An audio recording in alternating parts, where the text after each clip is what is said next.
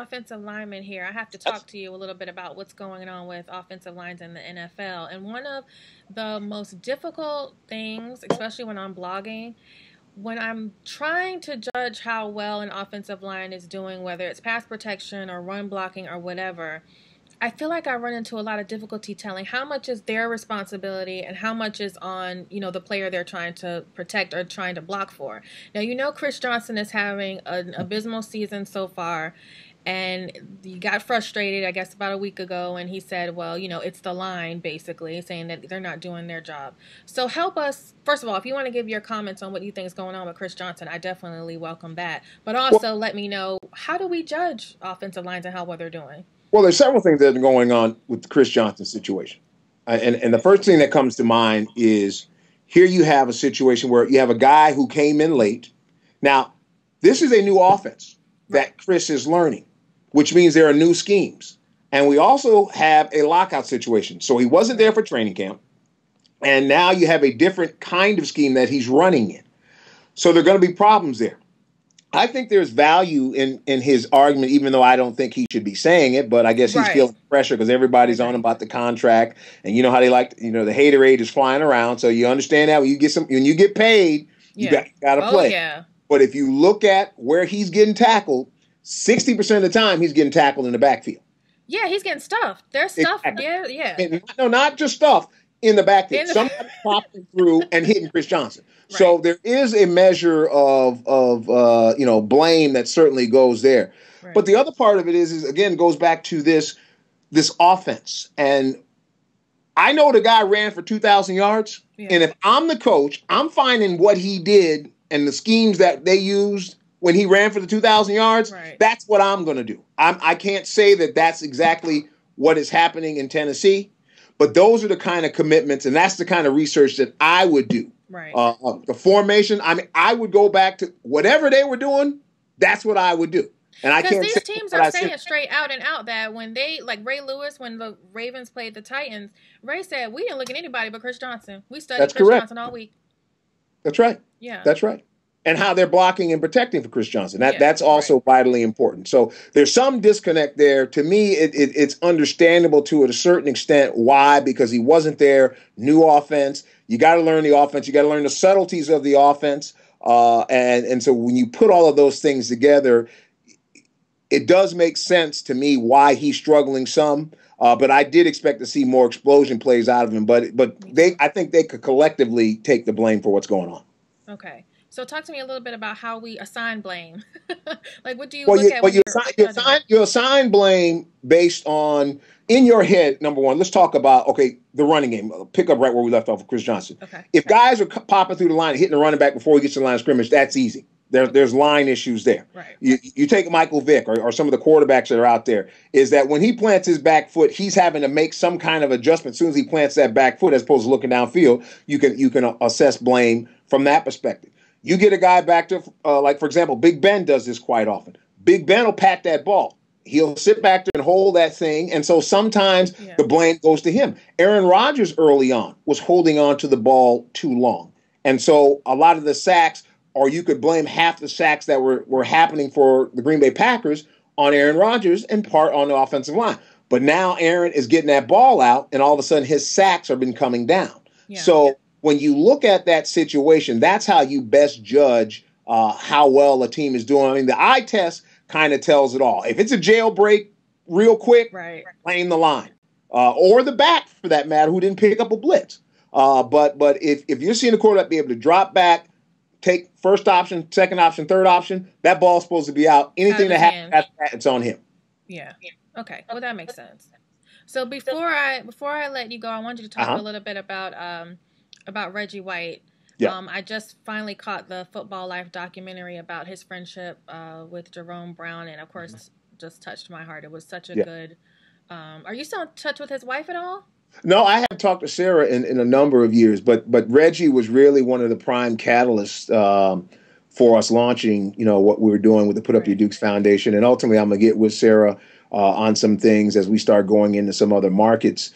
To roll this plan out. But to talk about the piece, what's funny is I actually forgot As you get a little seasoned, these things will happen. It'll happen to you. Don't worry about it. I forgot some of those things. So it brought back so many vivid memories. And, one of the things that kind of brought back to remembrance for me is that when JB would come through Atlanta, we were thick as thieves. And we played against each other in college. So I played against him 3 times in college. He was All-American. Wow, okay. I was an All-American. We were very, very good friends. And so when it happened, the thing about JB was he was just wild, gregarious person. But he was a wild side kind of guy, that John Dean type that lived life really fast. They tell stories about, how, because he loved speed. He loved cars, fast cars. That was his vice. And so it was, fitting to a certain extent that that's what really kind of, it was the speed that actually killed him when it was all said and done down there in Brooksville.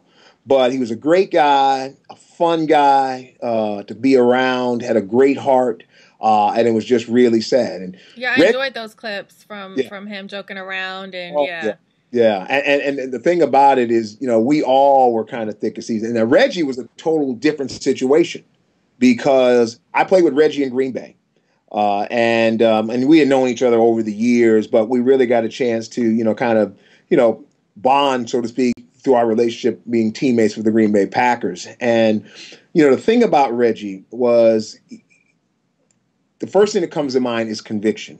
Everything he did, or passion. He was passionate about everything he did, everything that he was about helping people. It was about making a difference. And it's unfortunate. Sometimes people don't understand your passion. And sometimes Reggie was never kind of a politically correct kind of a person. He had his values, and he stood on his values no matter what. And if people didn't like it, he didn't care.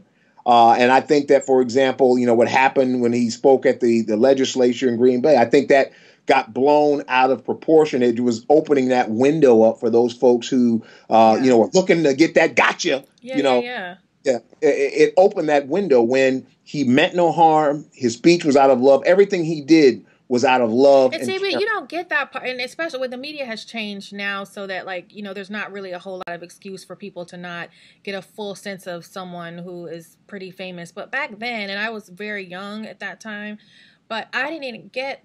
This is what I loved about the Football Life documentary, is that I didn't get the nurturing part of him. Like, I got the passion part.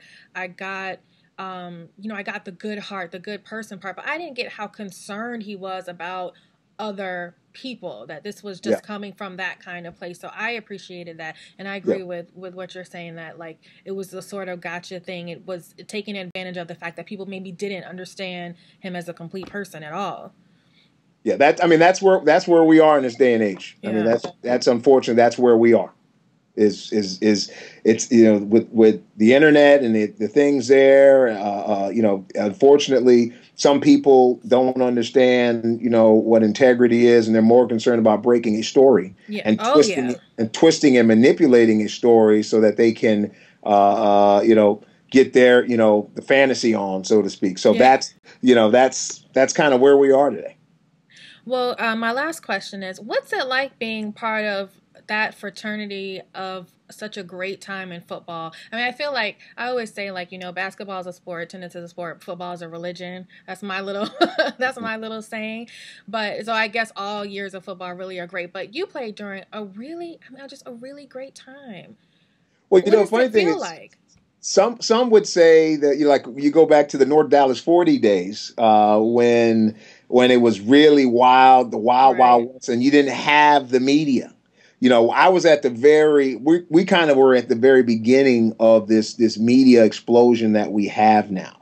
But I think that I was in the era of arguably the best athletes. Yeah. You look at the prime time Deion Sanders, when you look at kind of athletes, the quarterback play across the board, as well. And I don't mean to take anything from Aaron Rodgers as well as he's playing. The reality is nobody can cover. That's a problem. Nobody can cover. Nobody can cover. Corner position or at safety. So because of all the problems that you have there, it just leaves itself. I mean, the league is just in a different place. And so while you're seeing more offensive numbers and more production come out of people, the great Warren Sapp, come over here for a second, Warren. Yes, we're sir. blogging, just blog here. And this is the great look, I get a 2 for 1. 2 for 1. 2 for 1. That's how I go. Right That's how I go. I was telling them, they cuss me out every Saturday at Twitter, be like, why you hate the 4? And I'm like, that's Jamie Dukes. That's not Warren Sapp. I know it's not all looking like, but it's not the same guy. I see.